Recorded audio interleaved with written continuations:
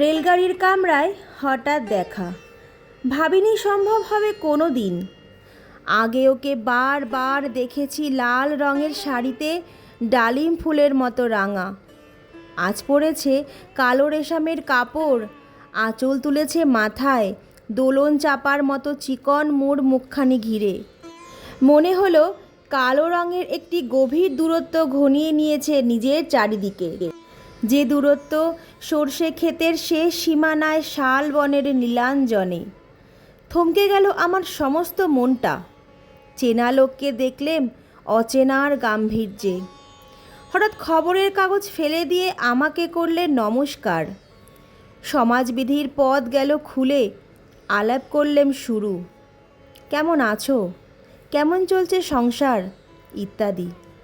সে রইল জানলার বাইরের দিকে চেয়ে, যেন কাছের দিনে ছোঁয়াচ পার হওয়া চাহনিতে।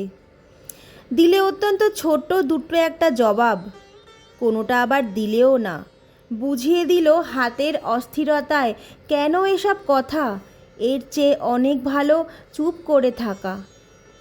আমি ছিলাম অন্য বেঞ্চিতে, অন্য সাথীদের সঙ্গে।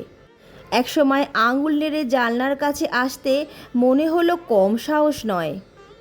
বসলামও এক বেঞ্চিতে। গাড়ির আওয়াজের আড়ালে বললে মৃদু স্বরে, কিছু মনে করো না। সময় কোথায় সময় নষ্ট করার? আমাকে নামতে হবে পরের স্টেশনে, দূরে যাবে তুমি, দেখা হবে না আর কোনো দিনই। তাই যে প্রশ্নটার জবাব এত কাল থেমে আছে, শুনবো তোমার মুখে। সত্য করে বলবে তো? আমি বললেম বলবো। বাইরের আকাশের দিকে তাকিয়ে শুধলো, আমাদের গেছে যেদিন, একেবারেই কি গেছে, কিছুই কি নেই বাকি? একটুকু রইলেম চুপ করে, তারপর বললেম, রাতের সব তারাই আছে দিনের আলোর গভীরে। খটকা লাগলো, কি জানি বানিয়ে বললে নাকি। ও বললে, থাক এখন যাও ওদিকে। সবাই নেমে গেল পরের স্টেশনে, আমি চললেম একা। বন্ধুরা, আজ পাঠ করে শোনালাম রবীন্দ্রনাথ ঠাকুরের লেখা রেলগাড়ির কামরায় হঠাৎ দেখা।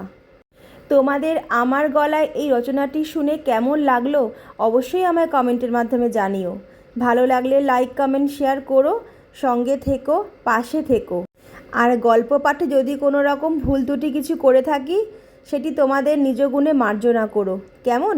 চলো দেখা হবে আগামীকাল, আগামী দিন নতুন কোনো রচনার সাথে, বা নতুন কোনো গল্পের সাথে, বা নতুন কোনো কবিতার সাথে।